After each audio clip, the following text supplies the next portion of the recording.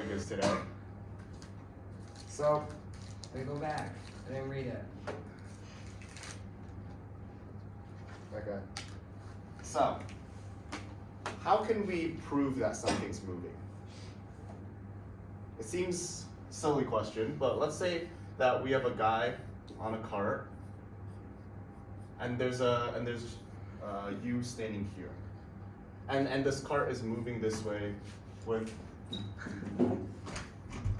and this cart, I'm not making sure to sign in. I will be rushing through it because you have to get to tennis. But so imagine that this cart is moving with some velocity v. But how can you prove that it's the cart that's moving this way with velocity v, and not you that's moving this way with velocity v? Like, it seems intuitive. Like, if I were walking towards you, then you'd say that, well, you can see my legs moving, but let's just say that that it's two particles, and you can see that one particle's coming at the other particle. And that seems obvious to us, but really there's no way to prove that it's not the right one that's moving this way, or that it's you and the right particle moving at the left one, and it's just an illusion that the left one is coming at the right one. So I'll just draw what I'm saying.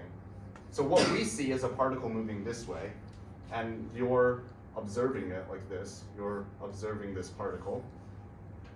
You seem like this particle is moving at you, but really there's nothing to prove that you two as a group are not moving this way. Because everything's relative. Yes. So you could try to think of some things to prove it. Like, maybe you could have this guy toss up a ball, and the ball will go behind him. But then you remember that there's this thing called inertia, and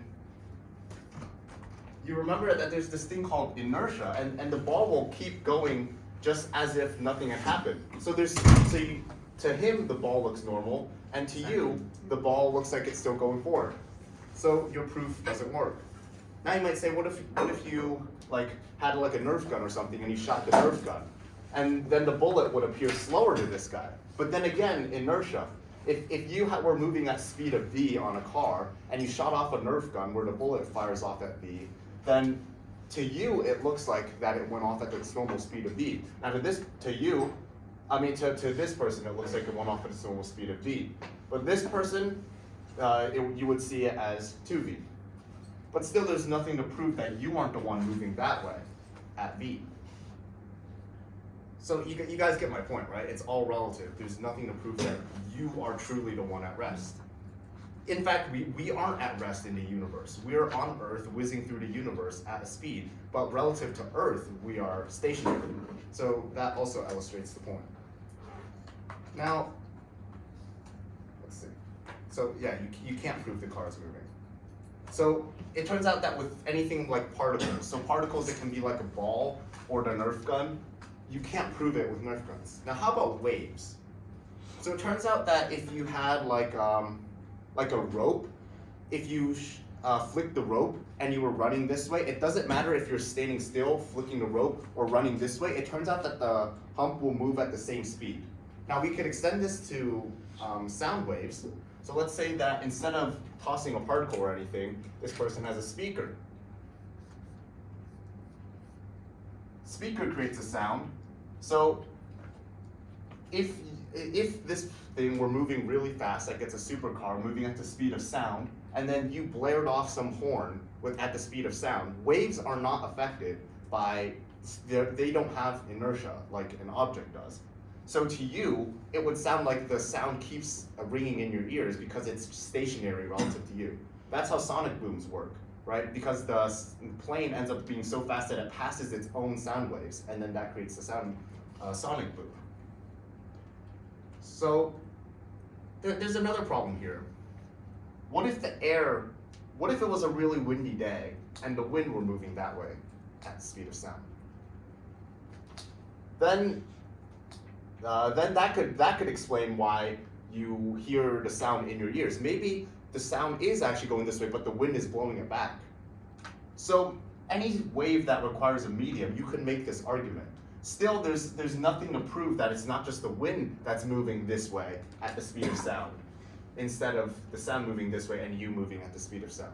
So you guys see what I'm getting at? It sounds like a ridiculous argument, Just a really funny. but you understand, right? Yeah. So any particle. So guys, make sure to sign in, by the way. Sign sheet's over there. So you can't prove movement with particles, and we just demonstrated you can't prove movement with waves because waves have need a medium. But there is one type of wave that does not require a medium, and that is electromagnetic waves. So you might recognize something like that. Electromagnetic waves includes light. So, but disregarding electromagnetic waves, we'll get back to them. Motion is relative. This is called Newtonian relativity, in which you cannot prove that something is objectively moving. It's always relative to something else. So let's try using the electromagnetic waves. So you'll see that we're gonna use light, but really you could use any electromagnetic wave. They behave the same for our purposes. So if you had instead of this being a speaker, let's make it a beam of light, like a flashlight. So let's say that you were traveling very close to the speed of light. So very close to the speed of light. Then, because we know that waves, I said that if you flick the rope, it doesn't matter if you're running forwards, backwards, stationary, the flick will always go at the same speed to the observer, like it's not inertial, right? So by that logic, since light behaves like a particle and a wave, but for now, we're just gonna go for its wave properties, then if you're traveling close to the speed of light, light would look frozen to you, right? That was one of Einstein's thought experiments. So this seems like we finally solved how to find out if something is moving or not, objectively. But it turns out in experiments that this is not true. Like we've done countless experiments, but even to you, even if you're traveling very fast, or even at any speed, like half the speed of light, quarter the speed of light, it still appears exactly as c to you. So c is this speed right here. But the conclusion here is that the speed of light is the same to all observers. It doesn't matter how fast you're going, like you could be at rest, you could be going forward at half the speed of light. Then the speed of light, it still looks like c to you. So what's the explanation for this? So let's suppose, we're about to get into something really, it's almost mind-blowing. I don't know if we can get to the second half today, but we'll try. So let's suppose that the speed of light is 100 units, right? And let's say you have a spaceship whose speed is 90, so 90% the speed of light.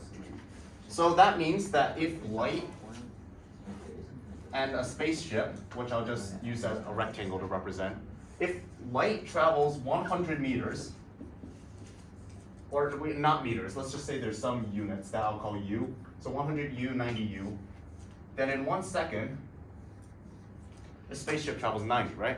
This is how speed works. Now this just looks like nonsense because I said earlier that light is the same for all observers. But clearly, in 1 second, the light has only gone 10 units ahead of you. So to you, the light looks like it was just going 10 units per second, right? But I just said that to all observers, it should be 100. So now we need to think a little outside of the box. So just from this, we need to know that there's nothing wrong with our previous understanding of physics. Like, it's not that some theorem broke or something, that the speed doesn't work anymore. We just have to look at it from a different angle. So you guys remember speed equals distance and time, right? And so we just found that the speed of light should be 10, even though in reality it's 100. So speed, we know it's equal to distance over time, right? There's two ways to increase a fraction. You can either raise the numerator or you can decrease the denominator. Previously, we've only thought about speed as increasing, like because we know that it's all 1 second, right? So we thought that, okay, time is constant, then distance must increase. But Einstein looked at it another way. He said, what if the time decreased? Like, what if the time decreased by a certain amount and the distance increased by a certain amount? Like, it's not just the time that's decreasing. But this would be like bending common sense. Because what that would imply, if the time lowers, that would mean that for the spaceship, time is passing slower. But that's exactly what's happening. When you go at such a fast speed, because we've established that the speed of light that they see must be 100 and not 10, because here what we're seeing is a distance of 10, then that means that it must take them more time. The time must pass slower for the spaceship. This is what we call time dilation. So this seems like we need some evidence for this. Like we want to see this in the real world, right?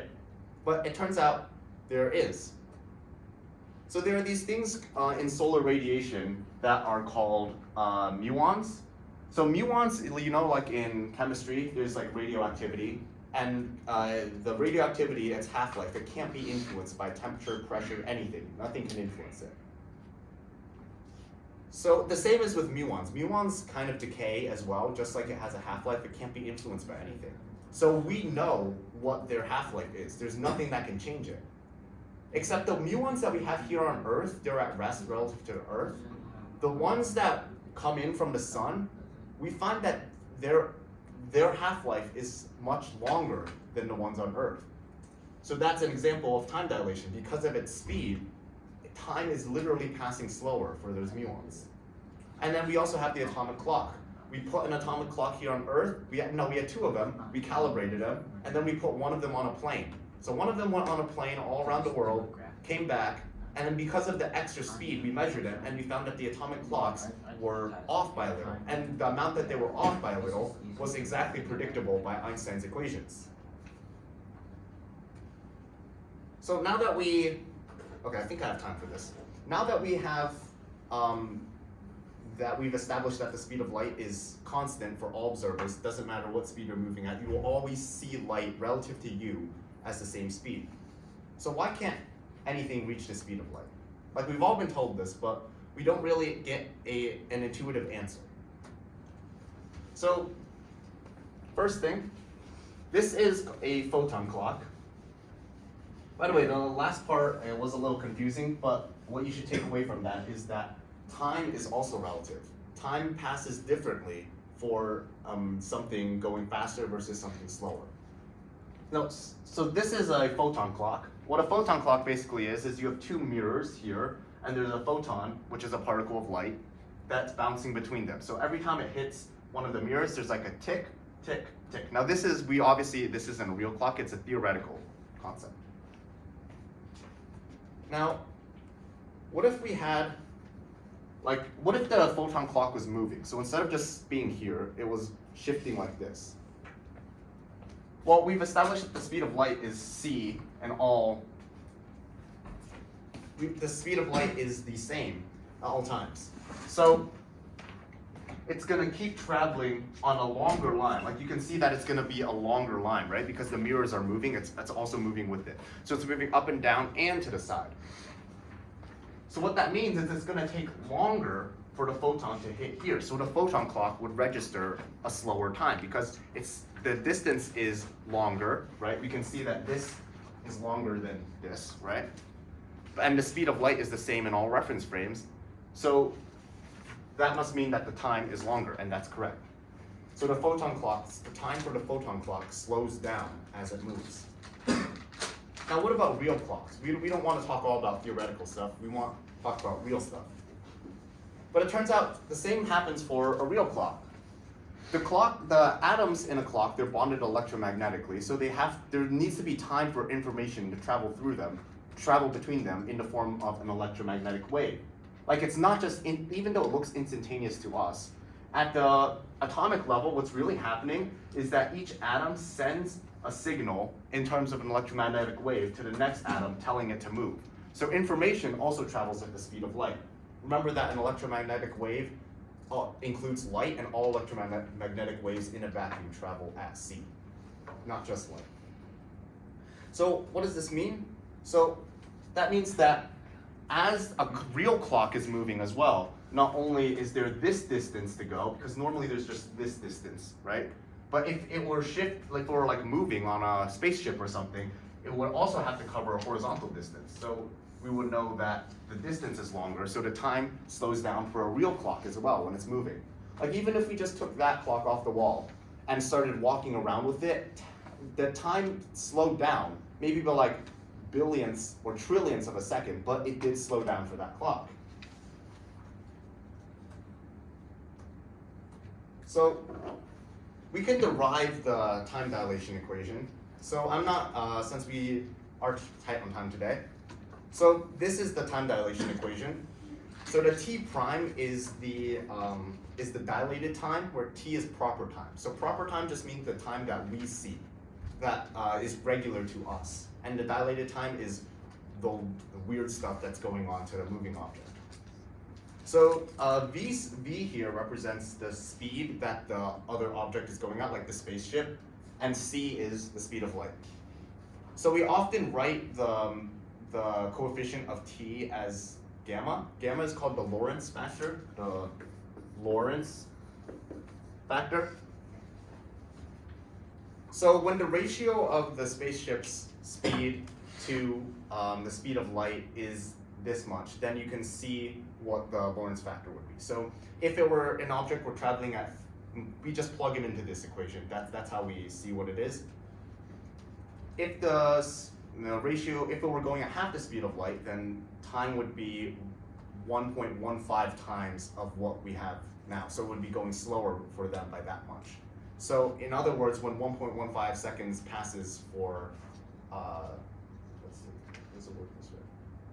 Okay, I'm not going to say that just in case I give wrong information. But the point is, time is getting slower. When it's at 99, it's 7.09.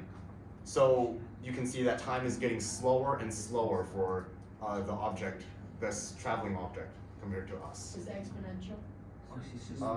Not quite, no. Well, but there is an asymptote, which is what we're going to get at in a second. So now we can answer, why can't we accelerate to c? So suppose we have a spaceship, acceleration is 1,000 meters per second square. And so as the ship approaches c, so like let's say that 87% of speed, we'll see that the ship takes longer to gain 1,000 kilometers a second because of time dilation. So as we get closer and closer to c, the more time it takes to get to 1,000 meters per second. Because again, time is going slower for them. It takes more and more time for them to get the same thing.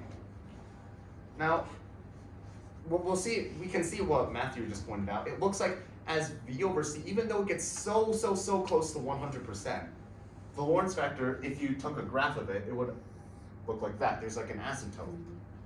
So what does this mean? So as you make the velocity bigger and bigger, your time gets slower and slower and slower to infinity. So this means that to get to c, we need infinite time. So that's why we can't accelerate to c. But now you might say, what if we accelerated proportional to this Lorentz factor? Like instead of constantly keeping at 1,000, when we have a Lorentz factor of 1.15, what if we made it our acceleration this? Like we kept increasing the engine power to make it larger and larger. That would make up for lost time. But you'll see that there's another problem here. So as v as v approaches c, so as you can see on the left-hand column, as it approaches c, the Lorentz factor still gets bigger and bigger. And we're saying that we want to increase the acceleration proportional to the Lorentz factor. But if the Lorentz factor goes to infinity, then that means that the acceleration must go to infinity. And acceleration goes to infinity, we know by F equals ma. That would mean that we need an infinite force. And to produce that infinite force, in this case a spaceship, we would need infinite energy. So if t is proportional to the Lorentz factor, we need infinite energy. So these are our two cases. There's only two possible cases here, and both of them lead to problems. We can see that if we want to accelerate to the speed of light, don't mind the typo there, we can either use finite energy, so not increasing the engine power, keeping it at 1,000, but we would need infinite time, or we could use infinite energy, but we could have it in finite time. The infinite energy comes from us needing like an infinite force. So that's why it's impossible to accelerate to c. And now I have to go.